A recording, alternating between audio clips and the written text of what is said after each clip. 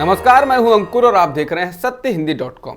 आइए एक नजर डाल लेते हैं अब तक की सुर्खियों पर। गुजरात विधानसभा चुनाव में आज आ रहे नतीजों में साफ हो गया है कि बीजेपी ने रिकॉर्ड वापसी की है। भारतीय जनता पार्टी ने 156 सीटों पर कब्जा अभी तक जमा लिया है। अभी तक 144 सीटों पर जीत हासिल की है और 12 सीटों पर बढ़त बनाए हुए है। वहीं कांग्रेस बुरी तरह से पस्त हो गई है और मात्र 17 सीटों पर जीतते हुए दिखाई दे रही है। इनमें 16 सीटों पर जीत हासिल कर चुकी है और एक पर बढ़त पर चल रही है। गुजरात में आम आदमी पार्टी के खाते में 5 सीटें आ गई हैं और अन्य के खाते में 4 सीटें। राज्य में विधानसभा की 182 सीटें हैं। गुजरात में बीजेपी 27 साल से सत्ता में थी और आज के नतीजों के बाद अगले 5 साल और सत्ता में रहेगी। गुजरात में रिकॉर्ड जीत दर्ज करने और हिमाचल प्रदेश में मिली हार के बाद प्रधानमंत्री नरेंद्र मोदी ने ट्वीट कर प्रतिक्रिया दी। पीएम मोदी ने गुजरात को लेकर कहा कि लोगों ने विकास की राजनीति को अपना समर्थन दिया। पीएम मोदी ने कहा कि मैं सभी परिश्रमी कार्यकर्ताओं का आभारी हूं। मैं कहना चाहता हूं कि आप में हर एक चैंपियन है। ये ऐतिहासिक जीत कार्यकर्ताओं के कठिन मेहनत के बिना संभव नहीं होती, जो इस पार्टी की वास्तविक शक्ति है। हिमाचल को लेकर पीएम मोदी ने कहा कि मैं हिमाचल प्रदेश की जनता को भाजपा को मिले स्नेह और समर्थन के लिए धन्यवाद देता हूं। हम आने वाले समय में राज्य की आकांक्षाओं को पूरा करने और लोगों के मुद्दों को उठाने के लिए काम करते रहेंगे। वहीं गुजरात चुनाव में मिली ऐतिहासिक जीत के बाद कार्यकर्ताओं से मिलने के लिए प्रधानमंत्री मोदी दिल्ली के बीजेपी मुख्यालय पहुंच गए हैं। यहां वो कार्यकर्ताओं को संबोधित करेंगे। हिमाचल प्रदेश में कांग्रेस की सरकार बनने जा रही है। हिमाचल प्रदेश में विधानसभा की 68 सीटों में से कांग्रेस 40 सीटों पर जीत गई है। वहीं बीजेपी 25 सीटों पर जीतते हुए दिखाई दे रही है। 25 सीटों में से बीजेपी 23 सीटों पर तो जीत दर्ज कर चुकी है और 2 सीटों पर आगे चल रही है। इसके अलावा 3 सीटों पर निर्दलीय उम्मीदवार जीते हैं। बता दें, हिमाचल में सरकार बनाने के लिए 35 विधायक चाहिए होते हैं और कांग्रेस ने 40 विधायकों को जिता लिया है। साल 2017 के विधानसभा चुनाव में 68 सीटों वाले हिमाचल प्रदेश में बीजेपी को 44 सीटें मिली थी, जबकि कांग्रेस को 21 सीटों पर जीत मिली थी। हिमाचल प्रदेश के मुख्यमंत्री जयराम ठाकुर ने विधानसभा चुनाव में हार स्वीकार कर ली है और इसके साथ ही उन्होंने कांग्रेस को बधाई भी दे दी है। जयराम ठाकुर इसके बाद राज्यपाल को अपना इस्तीफा सौंपने चले गए। उन्होंने कहा कि मैं जनता के जनादेश का सम्मान करता हूं और हिमाचल प्रदेश की जनता का आभारी हूं कि हमें 5 साल हिमाचल प्रदेश की सेवा करने का अवसर प्राप्त हुआ और हर कदम पर हमें उनका सहयोग मिला है। उन्होंने कहा कि विपक्ष को सत्ता मिलने की संभावना पूर्ण होने की दिशा में है और मैं उन्हें बधाई देता हूं। उन्होंने कहा कि नई सरकार बनेगी। मेरी ओर से उनको बहुत बहुत शुभकामनाएं। जो वादे किए हैं वो उनको पूरा करें। हिमाचल प्रदेश आगे बढ़े, उस दृष्टि से हमारा सहयोग सदैव राजनीति से ऊपर उठकर रहेगा। जब पत्रकारों ने पूछा कि भूपेश बघेल कह रहे हैं कि बीजेपी कुछ भी कर सकती है, तो जयराम बोले, जो जनमत उन्हें मिला है उसे संभाल कर रखना उनका काम है। हिमाचल प्रदेश में कांग्रेस की जीत को लेकर प्रदेश कांग्रेस अध्यक्ष प्रतिभा सिंह ने कहा कि मैंने विपरीत परिस्थितियों के बीच चुनाव में जीत हासिल की। मुझे कांग्रेस ने प्रदेश अध्यक्ष की जिम्मेदारी दी। उन्होंने कहा कि हमने जो कहा है वो करके देंगे। वहीं विधायकों के साथ बैठक चंडीगढ़ में होने की बात को लेकर जब ये पूछा गया कि उन्हें विधायकों के टूटने का डर है, इस पर उन्होंने कहा कि विधायकों को लेकर हमें कोई डर नहीं। कहीं तो हमें बैठकर बात करनी है, इसके लिए शिमला बैठे या चंडीगढ़, इसमें डरने की कोई बात नहीं। हिमाचल प्रदेश में हमारे पास बहुत सारी जगह हैं जहां हम बैठ सकते हैं। उन्होंने कहा कि बीजेपी को हार का डर पहले से ही था, इसलिए मोदी को बार बार यहां लाया जा रहा था। बता दें, कांग्रेस के सामने चुनौती अपने विधायकों को सेंधमारी से बचाने की भी है और इसके लिए उसने छत्तीसगढ़ के मुख्यमंत्री भूपेश बघेल और हरियाणा के पूर्व मुख्यमंत्री भूपेंद्र सिंह हुड्डा को जिम्मेदारी सौंपी है। गुजरात में कांग्रेस की बुरी तरह से हार पर कांग्रेस नेता राहुल गांधी ने प्रतिक्रिया दी। राहुल गांधी ने कहा कि हम गुजरात के लोगों का जनादेश विनम्रता पूर्वक स्वीकार करते हैं। उन्होंने कहा कि हम पुनर्गठन कर कड़ी मेहनत करेंगे और देश के आदर्शों और प्रदेशवासियों के हक की लड़ाई जारी रखेंगे। भारत जोड़ो यात्रा पर चल रहे राहुल गांधी ने गुजरात में जहां हार को लेकर कड़ी मेहनत करने की बात कही, तो हिमाचल प्रदेश में जीत के लिए जनता का धन्यवाद दिया। राहुल गांधी ने ट्वीट कर कहा कि हिमाचल प्रदेश की जनता को इस निर्णायक जीत के लिए दिल से धन्यवाद। सभी कांग्रेस कार्यकर्ताओं और नेताओं को हार्दिक बधाई। आपका परिश्रम और समर्पण इस विजय की शुभकामनाओं का असली हकदार है। फिर से आश्वस्त करता हूं, जनता को किया हर वादा जल्द से जल्द निभाएंगे।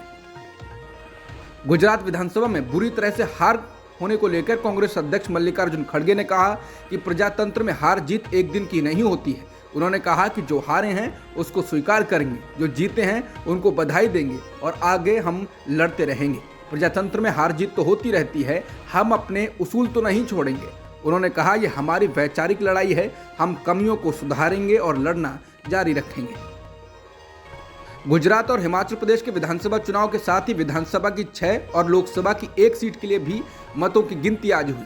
लोकसभा सीट में उत्तर प्रदेश की मैनपुरी सीट शामिल रही। यहां डिंपल यादव ने ऐतिहासिक जीत हासिल की है।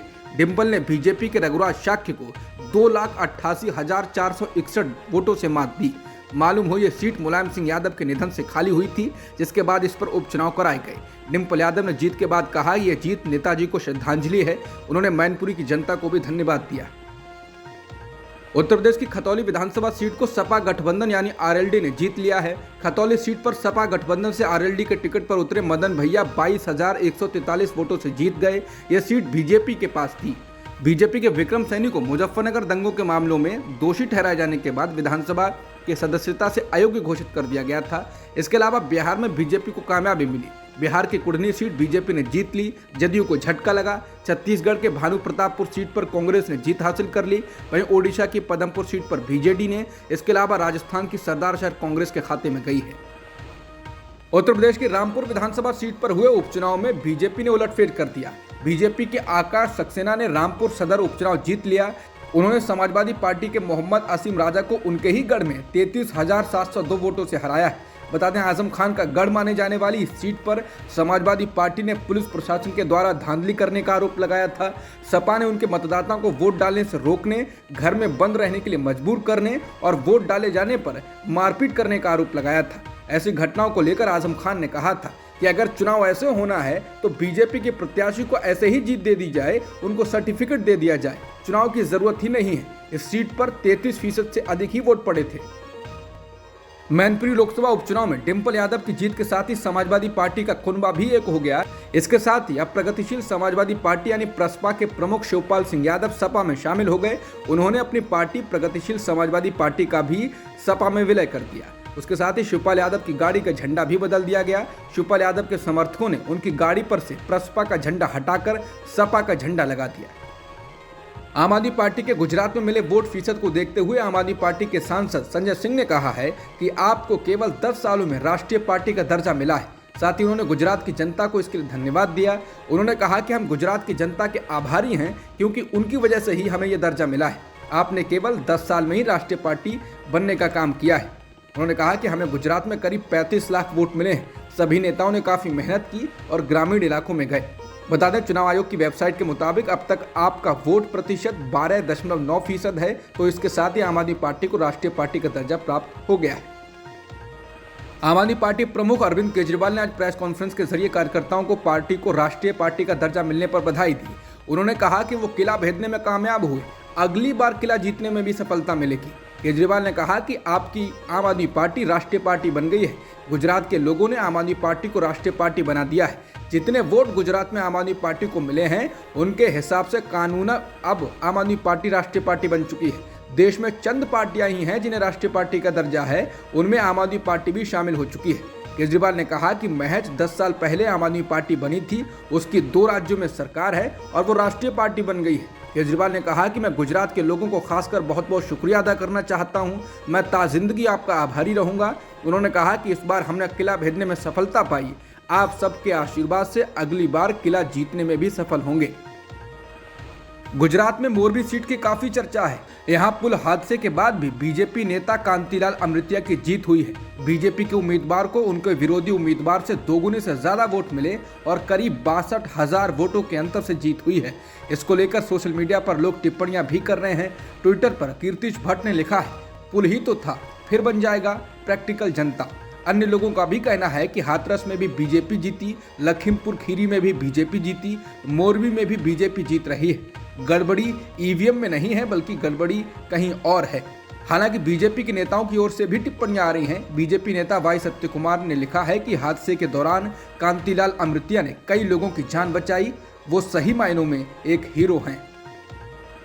तृणमूल कांग्रेस के राष्ट्रीय प्रवक्ता साकेत गोखले को अहमदाबाद मजिस्ट्रेट अदालत से जमानत मिल गई। गुजरात पुलिस ने मंगलवार को गोखले को पीएम नरेंद्र मोदी की मोरबी यात्रा में 30 करोड़ रुपए खर्चा होने का दावा करने वाला ट्वीट साझा किया था, जिसको पीआईबी ने फर्जी बताया। इसके बाद गोखले को इस मामले में गिरफ्तार कर लिया गया। बता दें, मोरबी में अक्टूबर में एक पुल गिरने से 130 से अधिक लोगों की मौत हुई थी। तृणमूल कांग्रेस ने साकेत गोखले की गिरफ्तारी की निंदा की।